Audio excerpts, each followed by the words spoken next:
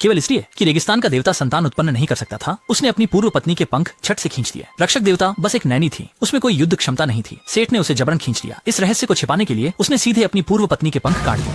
इस आदमी की ऊंचाई 4 मीटर है। हर दिन सुबह उठते ही फूलों और सुंदरियों से स्वागत होता है और प्रेम की देवी हंसोरा उसके लिए मसाज करती है, क्योंकि वह एक पौराणिक देवता है। उसके शरीर में खून नहीं बल्कि सोना बहता है। वे किसी भी समय देवता बन सकते हैं। देवगण कमजोर मानवों पर शासन करते थे, लेकिन धरती के स्वामी उर्वरता देवता ऑसिरिस अब बूढ़े हो चुके थे। उनका पुत्र आकाश देवता होरस उनकी गद्दी पर बैठेगा। हालांकि आज नया राजा का राज्याभिषेक होना था, लेकिन होरस के चाचा मरुस्थल के देवता सेत लाल कवचधारी सैनिकों की एक बड़ी सेना के साथ विद्रोह करने आ गए। सेत ने अपने बूढ़े भाई को मार डाला और देवताओं और जनता को बल से अधीन करने की धमकी दी। भाइयों, दोनों जमीन से आसमान तक लगे। आसपास की इमारतें ध्वस्त हो गई।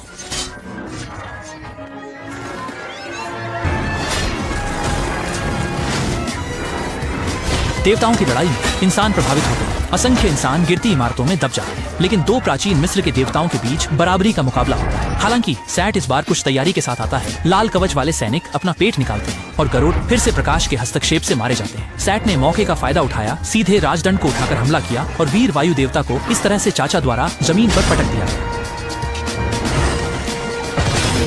अपने मूल रूप में वापस आ गया और सेत ने उसकी दिव्य शक्ति भी छीन ली। यह आकाश देवता की शक्ति का स्रोत है। एक बार इसे निकाल दिया गया तो यह पूरी तरह से। सेठ ने अपना राजदंड उठाया, उसे जड़ से खत्म करने की तैयारी की। महत्वपूर्ण क्षण में प्रेम की देवी आगे आई। उन्होंने स्वयं को सेठ को समर्पित कर होरस को बचा लिया। इस तरह महान तियानकोंग जिशन को पुराने राजा के मकबरे में कैद कर दिया गया और अब वह दिन का उजाला नहीं देख पाएगा। वहीं साइते सफलतापूर्वक सत्ता में आ गया, लेकिन जाहिर तौर पर वह एक अत्याचारी था। आते ही उसने बड़ा निर्माण कार्य शुरू कर दिया और लोगों पर भारी जुल्म करने लगा। वह एक ऐसी गगनचुंबी मीनार बनाना चाहता था जिससे उसकी महानता दिखे। साइते के शासन में अधिकांश मनुष्य मजबूर होकर दास बन गए उसके लिए गगनचुंबी मीनार का निर्माण करने के लिए। मिस्र की जनता तब से ही भारी संकट में फंस गई।